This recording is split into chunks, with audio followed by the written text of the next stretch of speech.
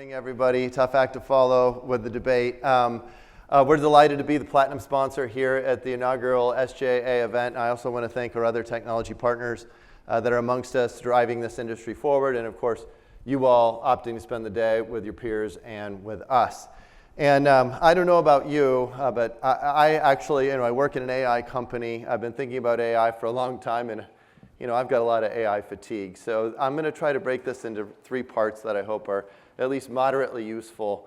The first is actually just to try and frame this problem that we're wrestling with. The second part will be a framework, and Mike, stay tuned because you're going to have another acronym, should you choose, to put into your acronym catalog. And then the third will be a real-life story that I hope vivifies why all of this is important. A little bit about me. I'm Senior Vice President of Customer Success. I once had a customer tell me, what's that? And then he sort of poked me in the ribs and said, sure beats customer failure, doesn't it? And I said, I couldn't have said it better myself.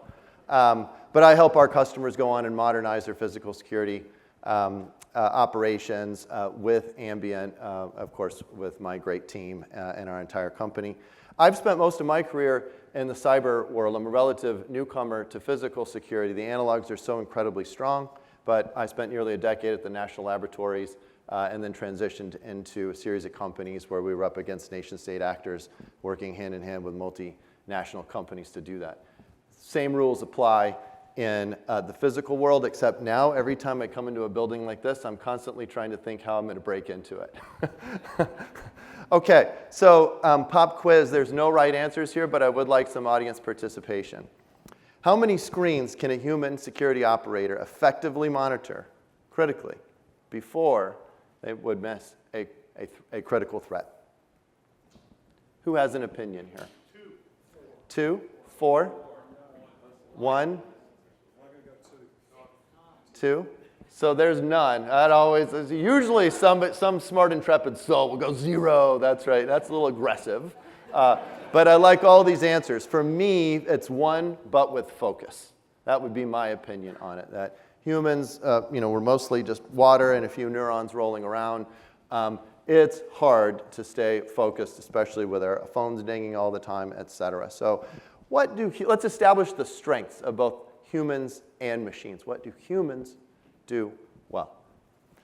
They can interpret and react and synthesize and use very thin information to make firm conclusions about the world. In this example that's on the screen, you can see that there's a few fingers that are wrapped around a corner.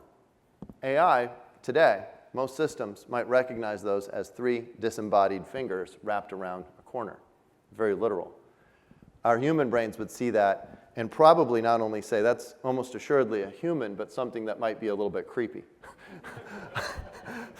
But of course, humans, we struggle with scale, just like the pop quiz exercise there, right? I think the highest number that I heard was 4. Nobody says, 10, 100, or what you might see in a GSOC today with a rotating wall of 10,000 different cameras, each appearing for 15 seconds under the pretense that, my God, we might find something in that stitch in time that something critically would need our attention. The other bonus round of what humans do incredibly well is we can act and do things in meat space that machines can't. Now let's flip the coin and think about what systems can do well, what an AI system does well. We can detect motion and objects, but does a system actually understand the intent? And this is where Ambient and a handful of other companies are really trying to push the state of the art, with the idea being that we have an opportunity as an industry to shift from a strongly reactive posture and lots of postmortems and retro activities into one of interception and interdiction and proactivity that will truly be a transformational change for us. So systems begin to answer that big question that afflicts us as humans about how can we manage the trove of data that's being generated off of, in our case at Ambient that we really help customers with, video information, terabytes of information being generated, and turn that into usable signal. And the future is going to be a fusion of both of these strengths together. I don't mean to say that as something that's profound. I think it's fairly obvious when you think about it. But if there's perhaps some comfort as an insider in the industry and at the vanguard of these AI systems that I can offer. It's that humans for a long time, we can have another debate sometime on how many years it will take to do this or that, but humans are actually and firmly required in the loop for the decision making, for the action, for patrols, for the human touch and elements that are vital as you secure an estate, assets, et cetera. I think we've all seen enough dystopian movies of our robotic overlords with fleets of drones turning humans into pink goo in the case of the Matrix. Okay, so part 2.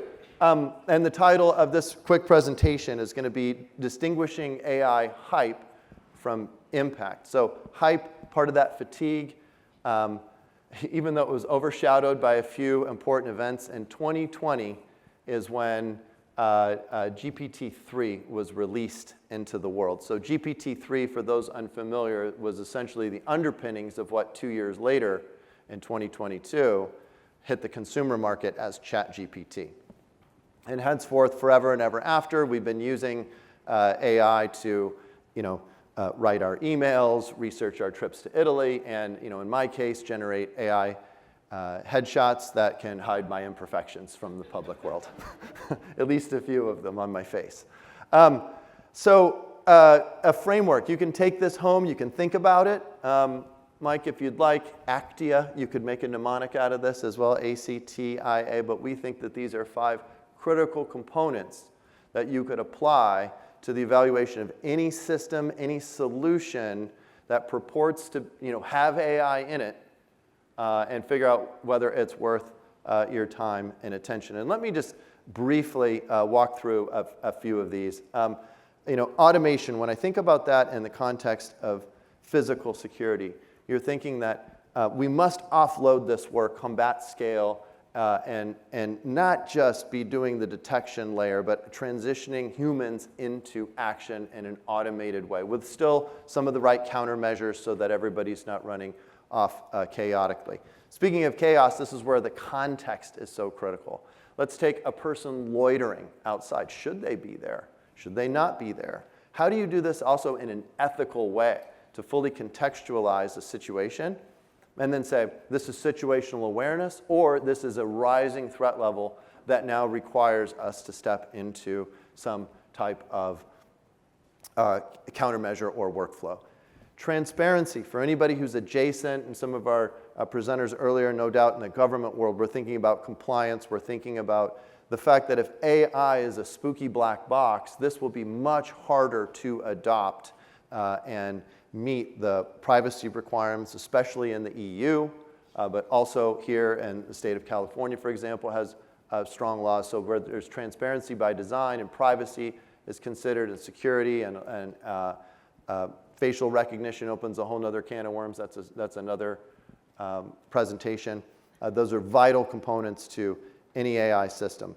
The integration, what we have found is that we can talk a lot about the AI and finding and being able to detect threats at the time that they occur or before. But the sweet spot for a lot of businesses is simply in the integration with an access control system and being able to quantify for the first time. How often does tailgating occur at each of our doors? How much unauthorized entry are we seeing? Where can we start to move our guard posts and deploy our assets differently to then reduce the behavior and create a more secure estate? And then finally, adaptability in this dynamic world, which our keynote speakers in our debate talked about. I think the world just simply feels far more dynamic, and it's being driven a lot by AI, but certainly tantamount and a critical component of any AI system that you would build your future on.